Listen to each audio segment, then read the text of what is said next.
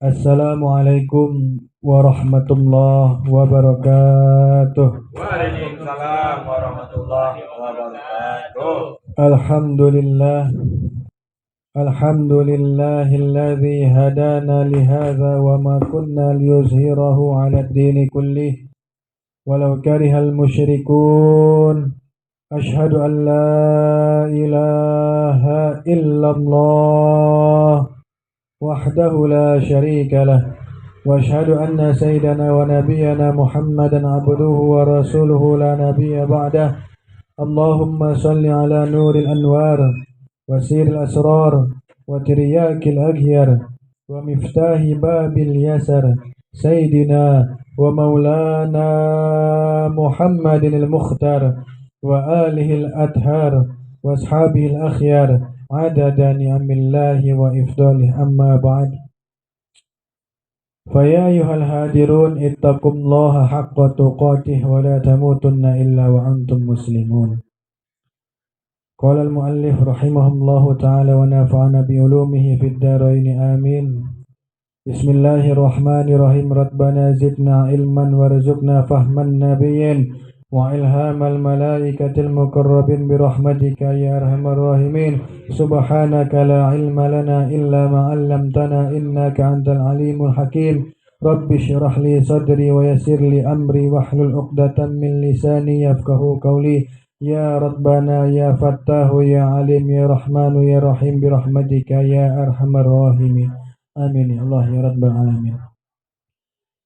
Bismillahirrahmanirrahim. Wa qala an-nabiy sallallahu alaihi wasallam.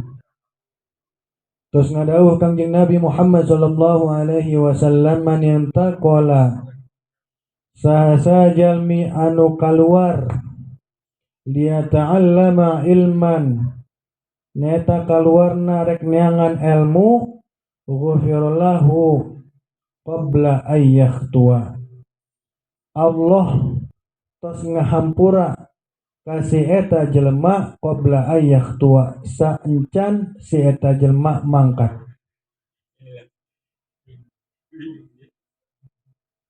Wa qala an-nabiy sallallahu alaihi wasallam akrimul ulama'u, muliakeun ku aranjeun nyaeta ulama, fa innahum maka sungguhna eta ulama teh indallah kurama nyaeta mulia, mukramun jeung dimuliakeun. Wa qala an-nabiy sallallahu alaihi wasallam man nazara ila wajhil alimi. Terus ngadawuh Kangjeng Nabi Muhammad sallallahu alaihi wasallam, man nazara sahasa jalmi anu ningali ila wajhil alimi ka wajah seorang alim, nazratan eta penglihatanana fa fariha biha nyeun si eta jalmi bungah, khalaqallahu ta'ala maka Allah subhanahu wa ta'ala nganciptakeun mintilkan nazrati dari eta panganingalian malakan nyaeta hiji malaikat yastaghfiru lahu ila yaumil qiyamah anu tugasna ngamentakeun hampura lahu ka eta jalma ila yaumil qiyamah sampai poe kiamat. Alhamdulillahi rabbil alamin. Segala puji bagi Allah Tuhan semesta alam yang telah memberikan kepada kita beribu-ribu nikmat, yang bahkan jikalau kita hitung satu persatu latuh suha, tidak akan mungkin bisa kita menghitungnya satu persatu. Di antaranya kita masih Allah kasih nikmat sehat walafiat. Alhamdulillah. Mudah-mudahan yang kurang sehat atau yang sakit, baik yang di sini ataupun yang ada di kampung Utan maupun kampung Panjang ini, Allah berikan kesehatan. Amin. Yang mudah-mudahan ketika kita misalkan hari ini dalam kesulitan, Allah beri kemudahan. Amin. Dalam kegelisahan, Allah beri kelapangan hati. Amin. Allah berikan kepada kita berkah fid dini wad dunya wal akhirah. Amin ya Allah ya Rabbal alamin.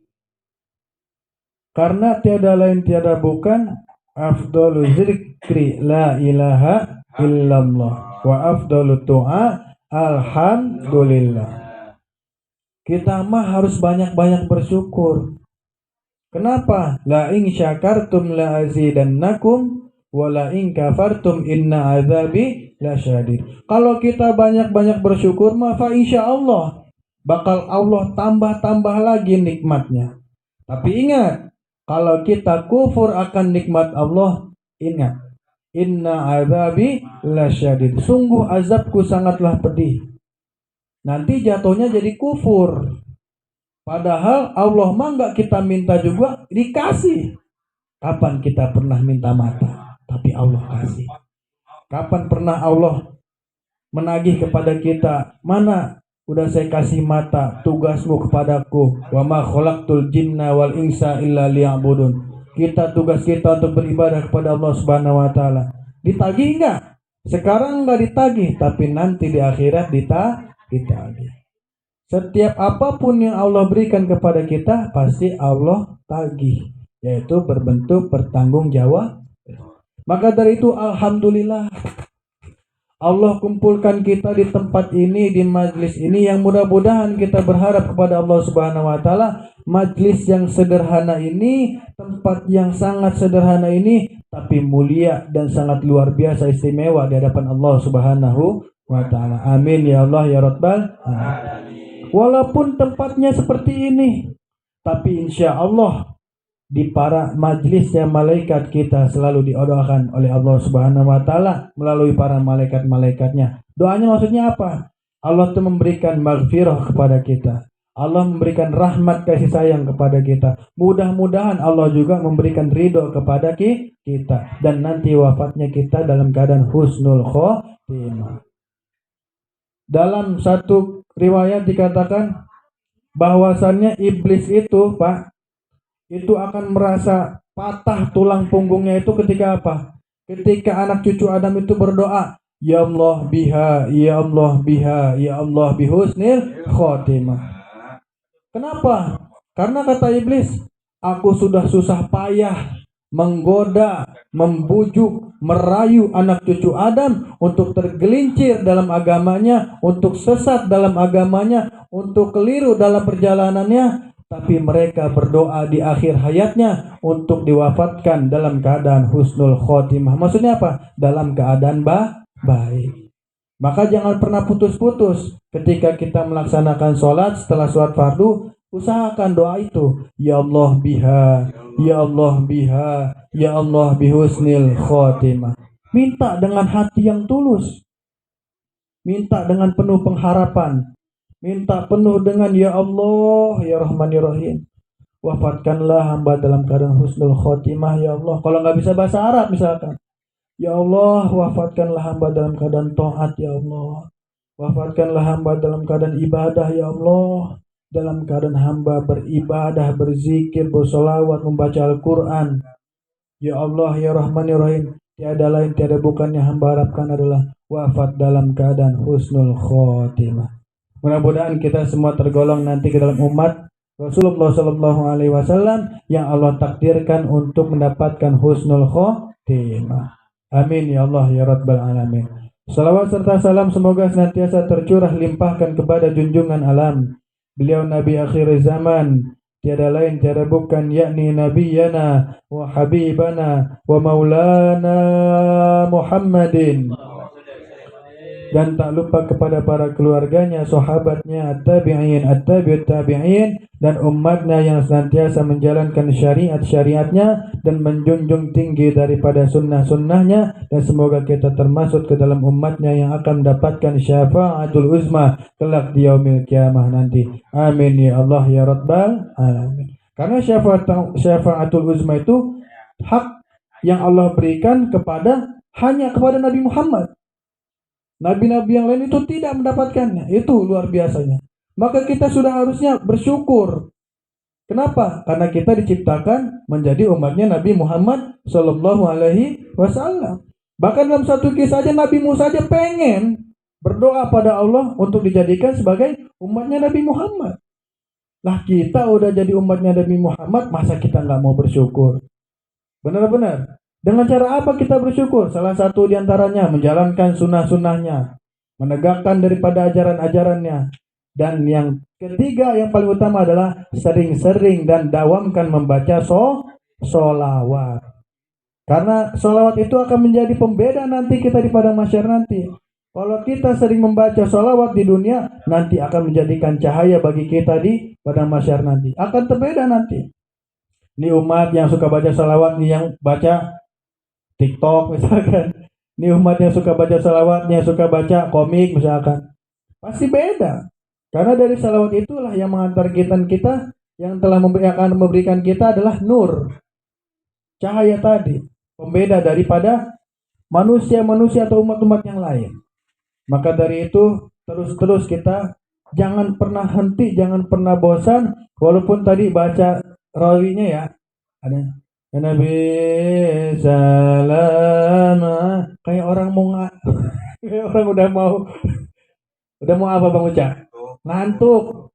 Padahal mau bukan ngantuk itu teh, karena suaranya udah pada lemes ya Bang Seldi ya. Iya. Iya, terlalu menghayati Pak ya. Jadi jasadnya di dunia, ruhnya udah ke langit. Masya Allah Bang Seldi itu. Iya, jasadnya doang itu yang baca tadi Abah juga gitu. Jasadnya di dunia, ruhnya udah langsung ke langit itu. Wah, udah kagak karuan pokoknya mah. Nah, mudah-mudahan dari hal yang sederhana tadi menjadikan satu wasilah Allah memberikan rahmat kasih sayangnya kepada kita. Nah, diantaranya dari jalannya kita keluar rumah dari mana aja ini kira-kira? Dari Bandung, mana Bandung suaranya? Dari Bogor, dari Banten, dari mana? Contoh dari rumah masing-masing. Jangan kira perjalanan yang dekat apalagi jauh itu gak ada hasilnya. Jangan kira.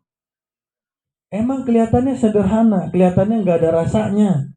Kelihatannya itu kayak biasa aja. Kayak majlis-majlis biasa aja. Iya emang sama. Yang dilihat dengan mata zohir. Ya sama bacanya itu juga. Ya kan. Yasin itu juga kan gak mungkin. Yason. Kan gak mungkin baca wal kornol hakom. Kan gak mungkin. Sesat nanti udah ditadungin MUI ntar. Tapi baca tetap. Yasin wal Qur'anil hakim. Innaka laminal mursalin. Terus. Rotib. La ilaha illallah wahdahu la syarika lah lahul mulku wa lahul hamdu yuhyi wa yumitu wa huwa ala kulli syai'in qadir. Terus rawi ya Rabbi salli ala Muhammad ya Rabbi salli alaihi wa sallim. Terus sekarang baca mempelajari tentang ilmu itu dalam kitab. Walaupun enggak berasa di kita, tapi itu di mata Allah Subhanahu wa taala sungguh luar biasa. Kata siapa? Dalam matannya kitab Tangkihul Qaulul Hasis, yaitu berarti Lubabul Hadis. Wa qala Nabi sallallahu alaihi wasallam tos ngadawuh Kangjeng Nabi Muhammad sallallahu alaihi wasallam setelah bersabda, enggak ngerti ya bahasa Sunda ya. Telah bersabda Rasulullah sallallahu alaihi wasallam, man yang taqala, barang siapa yang keluar pergi, mau dari rumahnya kayak atau dari tongkrongan, mau kemana? Majlis tuh ngaji, ayo. Nah, tadinya di tongkrongan tuh, ketemu misalkan ketemu Bang Uca, nih ketemu, Ca mau kemana lu? Majlis gue, ayo ikut nggak? Ngopi, mau ada kopinya? Ada, ayo berangkat. Tuh dari tongkrongan tuh. Apalagi misalkan dari seminggu yang dari sekarang nih, pokoknya minggu depan gue harus hadir lagi. Luar biasa itu mah. Niatnya itu dihitung sampai minggu depan hadir pada waktunya. Tuh luar biasa. Kekuatan daripada niat. Innama a'malu bin niat. Bahkan dikatakan kan, misalkan ada seseorang berniat di malam hari tidur dengan niatan bangun untuk niat sholat tahajud. Kemudian Allah tidurkan dia, tapi dia tetap mendapatkan pahala. Pahala apa? Niat beramal soleh. Walaupun kita mah seringnya niat doang ya. Niat doang kita mah. Ya Allah besok mau sholat subuh berjamaah ke masjid. Allahu Akbar. Kadang bangun ke WC kena air, pipis doang. Bener-bener. Yang ngomong juga biasa gitu soalnya. Iya. Tapi jangan pernah khawatir. Segala sesuatu yang niat baik itu pasti Allah balas. Faman ya'mal mithqala dzarratin khairan yarah wa may ya'mal mithqala dzarratin syarran yarah. Hal apapun, sekecil apapun kebaikan pasti Allah balas. Pasti Allah tunjukkan, pasti Allah perlihatkan, baik nanti di dunia ataupun nanti di akhirat. Demikian juga sebaliknya. Perbuatan buruk juga sebaliknya. Ada bahasa kalau kita mah karma kali ya, gitu ya. Kalau kita berbuat menanam daripada keburukan, ya kita akan menuai daripada keburukan tadi. Baik itu Allah takdirkan di dunia ataupun nanti di akhirat. Karena semuanya itu pasti ada sebab akibat. Jadi jangan pernah sungkan, jangan pernah ada rasa malas sedikit pun. Walaupun misalkan kita mohon maaf masih banyak yang terbata-bata, masih banyak yang belum bisa, masih banyak yang belum ngerti ini guru ngomong apa ya, gue kagak ngerti, gue yang bego apa gurunya sih yang susah ngejelasinnya gitu ya. Misalkan gitu ya. Jangan dinilai dari situnya kawan-kawan, bapak-bapak semuanya, abang-abang. Jangan, itu setan itu. Setan. Tugas kita mah cukup hadir dulu aja di majelis. Perkara ngerti kagak ngerti, ngerti orang ngerti itu mah urusan Allah, mau ngasih kagak ke kita. Tuh. Batuk ya. Gitu. Perkara ngerti, paham orang paham itu mah urusan Allah. Tugas kita menjalani syariat. Mana tadi? Man yang takola barang siapa yang keluar liyata'allama ilman untuk mencari ilmu, ghufirallahu. Ghufiro itu majhul. Jadi pasif. Jadi kita belum berangkat aja udah dikasih duluan. Apa? Ampunan lahu bagi siapa? Bagi orang yang berangkat tadi. Belum berangkat doang nih baru. Ayo, baru gitu udah langsung kasih ampunan tuh. Dalam syariat dikatakan apa? Ghufiralahunya ay ma taqaddama min dzambi shaghair. Diampunin dosa-dosanya, yaitu dosa-dosa yang kecil. Luar biasa, dosa-dosa yang kecil juga. Dosa kecil itu dosa yang tidak terasa. Lu misalkan ngomong kurang baik gitu ya, terus ada temen tersinggung gitu ya, mengadangnya, kalau nggak sakit hati itu dosa. Misalkan kita nggak sengaja nginjek kaki orang, nggak sengaja, tapi orang ngerasa terzolimi gitu kan, sakit banget. Pokoknya ganti rugi, harus ke Citama, padahal injek doang, Mbak. Iya, itu bisa diampuni dengan apa? Dengan tadi. Misalkan mohon maaf nih yang muda-muda ya, matanya kan masih pada segar, misalkan lihat, masya Allah itu kan, aduhai mempesona, misalkan tuh diampuninya bisa dengan cara apa? Datang ke majelis ilmu. Bahkan dikatakan belum berangkatnya aja udah kasih ampun sama siapa? Sama Allah. Buat siapa? Buat kita yang belum berangkat dong. Apalagi berangkat. Qabla ayyah tua tuh. Sebelum berangkat, sebelum melangkahkan kakinya sudah Allah berikan ampun. Tuh luar biasa. Maka jangan pernah bosan-bosan ya abang-abang ya. Sama saya juga. Saya aja dari rumah nih niat 3. Pertama saya kasih ilmunya nih ya, berbagi kita. Kita kalau pagi-pagi keluar rumah, itu kita niatin 3. Nawaitu thalabul ilmi ridholillahi ta'ala. Wa nawaitu thalabul rizki ridholillahi ta'ala. Wa nawaitu silaturahim ridholillahi ta'ala. Tuh, kalau saya pribadi. Saya niat keluar rumah, mau cari ilmu. Ilmu apa aja? Ilmu apa aja? Iya, yang penting ilmu. Masalah pengamalan baik atau tidak itu tergantung kitanya.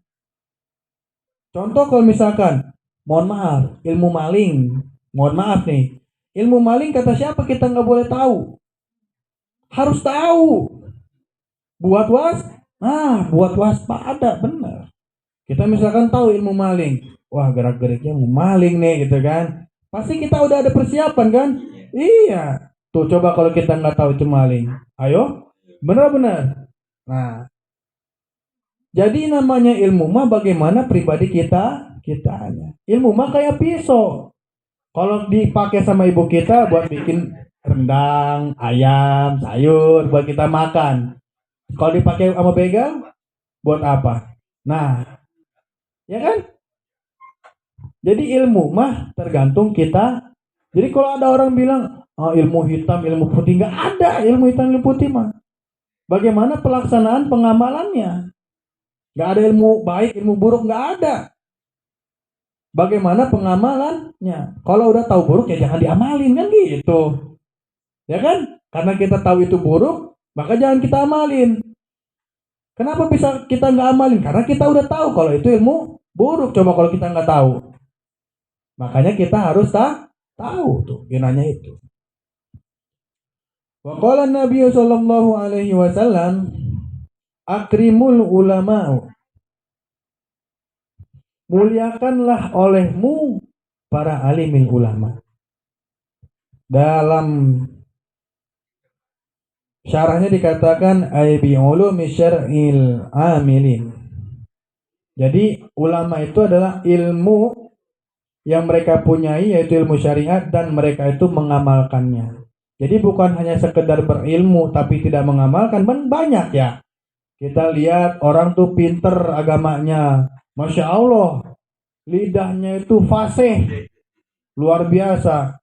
Mana yang hak, mana yang batil, tapi nggak sesuai sama lisannya. Mudah-mudahan kita dijaga oleh Allah Subhanahu wa Ta'ala. Dalam syarahnya itu dikatakan demikian. Jadi yang harus kita muliakan adalah ulama yang memiliki ilmu syariat dan dia mengamalkannya. Jadi ulama ini mengamalkan daripada ilmunya. Muliakanlah olehmu para ulama, fa innahum, karena sesungguhnya mereka itu indallah, di sisi Allah Subhanahu wa Ta'ala, kurama'u, yaitu mulia, mukramun, dan dimuliakan oleh siapa? Nih dalam syarahnya dijelaskan, ai indal malaikah, yaitu dimuliakan oleh para malaikat. Tuh kalau orang-orang berilmu mah Pak, temennya tuh malaikat. Kalau orang berilmu mah mohon maaf nih, beriman berilmu, itu tuh hatinya tuh bagaikan cahaya. Jadi kalau anggap misalkan gelap, kan jasad nggak kelihatan nih. Kalau gelap ya, jasad nggak kelihatan. Tapi sebab daripada nur ilmu tadi kan al ilmu nurun. Ilmu adalah cahaya. Nah itu akan nampak. Siapa yang akan mendekati daripada nur tadi? Yaitu para malaikat. Nah kalau orang-orang berilmu lalu dia mengamalkannya, nanti akan disenangi oleh para malaikat. Namun sebaliknya, ketika ada orang yang berilmu namun ia enggan, bahkan benar-benar nggak mau ngamalinnya, entah alasan dengan alasan apapun, maka nanti dia akan didekati, bahkan dikawani oleh setan. Ya golongan aing ya, cina gitu. Wah baturan aing ya. Kenapa? Kan ada pertanyaan. Karena setan itu, iblis itu lebih pintar daripada kita. Bahkan lebih pintar daripada malaikat.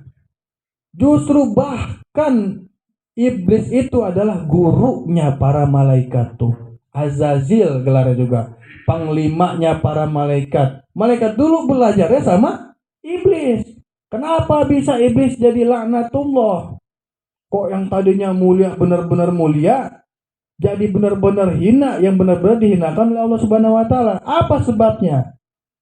Wa idh qulna lil malaikati isjudu li adama fasajadu illa iblis aba wastakbara wa kana minal kafirin. Ketika iblis itu disuruh sujud sama Allah Subhanahu wa Ta'ala kepada Nabi Adam, padahal mah Allah bukan memerintahkan iblis itu buat sujud ke Nabi Adam, bukan menyembah ke Nabi Adam, bukan berarti iblis itu lebih rendah, lebih hina, atau bahkan yang misalnya lebih rendah lah gitu daripada Nabi Adam, bukan. Cuman karena apa? Nurut nggak lu sama gua? Gitu bahasanya. Lu gua suruh sujud nih, menurut nggak lu sama gua? Ngikutin nggak omongan gua? Bukan perkara sujudnya kepada Nabi Adam, bukan. Yang dimaksud itu Allah memerintahkan kepada iblis, lu nurut nggak sama gua? Lu nurut nggak perintah gua? Sama kita, Allah perintahkan kita sholat, lu nurut nggak sama gua? Bukan perkara lu sholatnya khusyuk atau enggak. Perkara sholat lu udah bener atau enggak. Perkara sholat lu gua terima atau enggak. Lu nurut gak sama gua suruh sholat. Kan gitu. Bener nggak? Kalau kita aja nggak mau sholat, gimana mau nurut sama Allah? Orang Allah suruhnya sholat. Kan gitu. Sholat. Gua nggak minta sholat lu sempurna. Gua nggak minta sholat lu bener khusyuk. Lu mau Allahu Akbar. Aduh, kunci motor gua di mana ya, dalam hati begitu misalkan. Allahu Akbar. Aduh, mendung lagi nih, jemuran udah kering. Belum diangkat misalkan gitu kan. Allahu Akbar. Tinung. Aduh, bebek nge-WA lagi. Allah mah nggak nilai dari situnya. Lu mau sholat aja, lu mau sujud ke gua, ngaku lu hamba gua Tuhan lu, tuh Allah nilai dari situ. Perkara khusyuk enggaknya itu ntar urusan nanti. Perkara benar atau enggaknya urusan nanti, itu mah belajar. Yang utama adalah lu mau sujud nggak ke gua? Lu mau ngakuin nggak nih gua tuh Tuhan lu hamba? Karena nanti di akhirat pertama kali amal yang akan dihisab ditanyakan adalah as-sholat. Ketika sholat kita baik, benar kita bisa jaga, insya Allah amal-amal yang lain akan terselamatkan. Tapi sebaliknya, ketika hajinya berkali-kali, sedekahnya tiap hari ratusan ribu bahkan jutaan rupiah, ya kan? Ada nenek-nenek misalkan mau nyebrang bolak-balik diseberangin, misalkan ada masjid udah tingkat 5 dibangun jadi tingkat 10, tapi enggak sholat, maka daripada amal yang tadi tidak ada nilai. Tidak itu. Bahkan mohon maaf, mau ngaji dari pagi sampai malam ketemu pagi lagi, tapi kalau nggak sholat sama aja bohong. Maka saya mah dari dulu kalau di majlis itu nggak panjang lebar. Maksudnya intinya apa? Yang penting jaga sholat. Saat saya mah emang rada lenger gitu misalkan, rada bandel. Kenapa? Bocah tongkrongan misalkan. Ya, sholatnya kadang maghrib doang misalkan. Kadang nggak sama sekali. Boleh enggak? Kalau ditanya boleh enggak boleh.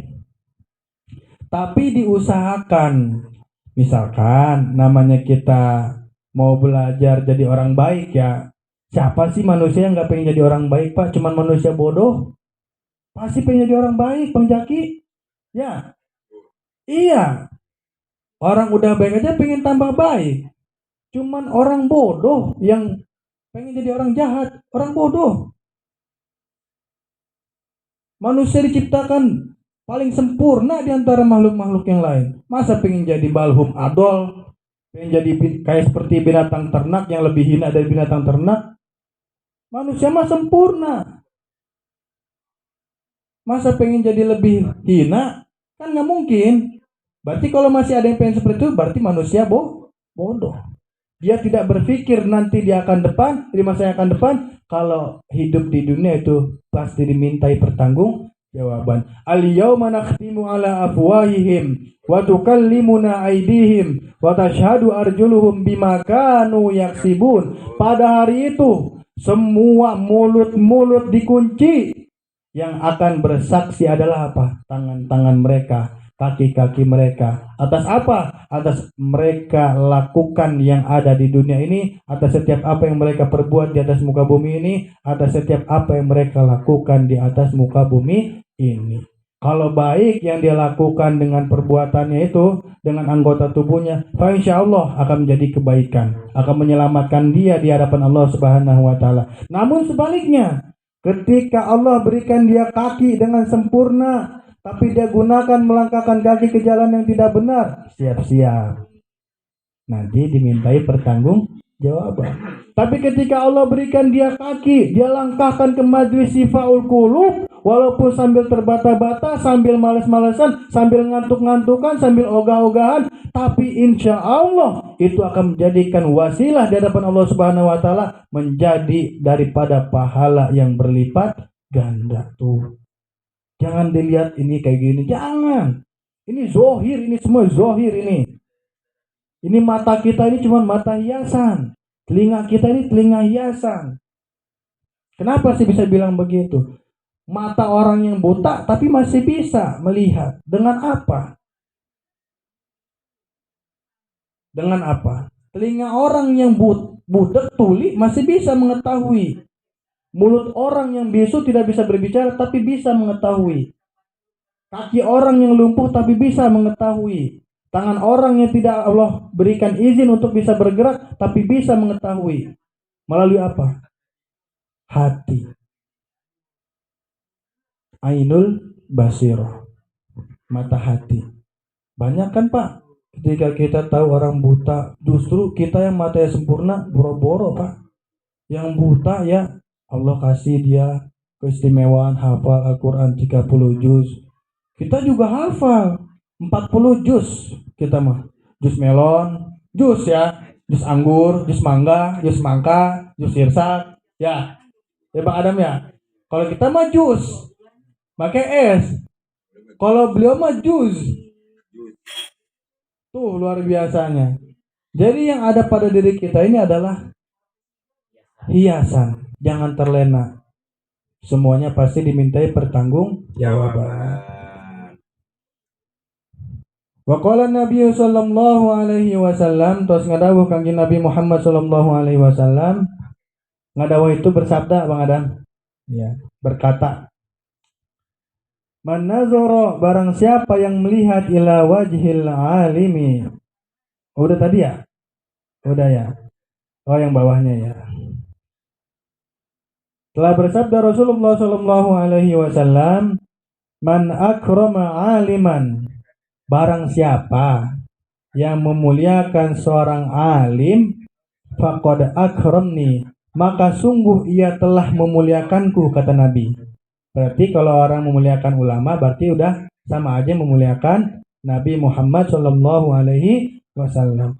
Wa man akramni, dan barang siapa yang memuliakan aku, kata kanjeng Nabi, faqad akramallahu, maka sungguh ia sebenarnya sudah memuliakan Allah Subhanahu wa ta'ala. Fama'wahul jannah, dan barang siapa yang tadi itu telah memuliakan Allah Subhanahu wa ta'ala, maka nanti dia bertempat pulangnya itu atau kembalinya itu adalah bertempat di surganya Allah Subhanahu wa ta'ala. Jadi berkesinambungan ini maksudnya. Kita ini sebagai insan yang banyak kesalahan, banyak dosa, harus mengetahui bahwasannya kita ini banyak kekurangan, butuh daripada bimbingan, pembenaran, pembelajaran. Dari siapa? Dari seorang alim. Tugasnya kita adalah mencari tahu. Ketika kita sudah bisa memuliakan seorang alim, ulama, guru kita, ustadz, kiai, habaib, guru kita, itu sama saja sudah memuliakan Rasulullah Shallallahu Alaihi Wasallam. Karena al ulama warasatul anbiya. Ulama itu pewarisnya para nabi. Ketika kita sudah memuliakan daripada Rasulullah Shallallahu Alaihi Wasallam, kata Nabi apa? Sungguh dia sebenarnya sudah memuliakan Allah Subhanahu wa Ta'ala. Dan nanti tempat pulangnya adalah surganya Allah Subhanahu wa Ta'ala. Jadi harus berkesinambungan. Kalau kita merasa punya guru tuh, misalkan kita ngerasa punya guru, kita harus muliakan guru kita dengan apapun caranya. Tapi jangan sampai timbul rasa syirik, musyrik. Jangan sampai kita mengagung-agungkan guru kita yang sangat berlebihan. Nah, mengelulukan sampai Nabi aja kalah mulianya gitu kan, banyak kayak gitu. Jangan. Ta'zim wa takriman itu ya cukup sekadarnya. Cukup sekadarnya. Karena kenapa? Ta'zim wa takriman yaitu sunnah Rasulullah SAW yang mengajarkannya. Kita harus memuliakan daripada guru atau alim ulama. Kalau di taklim muta'alim kan dijelaskan. Contohnya kan, guru belum duduk, jangan duduk dulu, ya kan? Jangan ngebelakangin guru, ya kan? Jangan manggil pantat gitu ya. Pantat gitu. Ya, singkat ya kan? Apaan? Apaan Ustaz? Bahkan dalam kitab Ta'lim Muta'alim itu, andai kata si guru punya anak kecil, bocah misalkan belum ngerti apa-apa, misalkan lagi main bola nih, kita ngeliat tuh lagi main bola, kita nggak boleh ngebelakangin dia tuh, kita nggak boleh duduk tuh. Kalau bocahnya berdiri, kita harus berdiri juga tuh, saking ngemuliain gurunya tuh, Saking bener-bener tuh mau ta'zim mau takriman sama guru. Dan banyak sekarang mah, mohon maaf, salim sama guru, salim sama baib, salim sama kiai, apalagi sama orang tua tuh. Hati-hati. Kita sering cium tangan guru, cium tangan habaib, cium tangan guru ustadz, habaib, tapi tangan ibu atau bapak sendiri nggak pernah dicium. Tuh yang salah mah. Hati-hati. Kalau bukan wasilah orang tua kita menciptakan kita dunia, kita nggak mungkin kenal juga sama guru itu. Tuh, hati-hati. Banyak yang kebalik. Justru ulama yang benar-benar ngajarin benar, itu balik lagi. Sebelum lu salim sama gua, salam sama gua, lu udah salim dulu sama ibu lu. Kan begitu. Tuh, hati-hati. Pokoknya harus diingat. Ridhonya Allah mah ridhonya orang tua. Ridhonya orang tua, ridhonya Allah. Ya kan? Demikian juga sebaliknya. Kalau orang tua ridho, Allah pasti ridho. Ridhonya orang tua, ridhonya Allah. Murkanya orang tua, murkanya Allah. Jangan sampai kita cium tangan kiai. Misalkan ya. Iya, sampai ingus, iler di sini ya. Itu saya kan ngajar SD. Itu bocah-bocah kecil yang SD kelas 1 tuh, wah itu. Pak guru, udah leho hejo eta di dia. Leho hejo tuh kan leho hejo. Ya ingus hijau tuh udah nempel sini ya, mau gimana? Nama kita guru kan gitu ya. Kadang ingusnya kita sing seretin, ayo buang gitu kan habis. Hah? Ganti apa tuh? Kadang kita pakai tisu ya kan, baik amat ingus gitu. Kagak udah diginiin kita lebarin kita pepelin ke mukanya gitu. kagak itu bercanda itu. Gak gini nih bawa keliling lari jadi duit gitu. Kagak ada bercanda ya gitu, karena emang tugasnya guru adalah membimbing, mengajarkan, mendidik. Jadi pesan saya itu, ya Abang sebenarnya banyak ini juga sebenarnya mau dibaca, cuman udah karena kemalaman. Ini kaul Imam Al-Ghazali. Nanti lagi ya.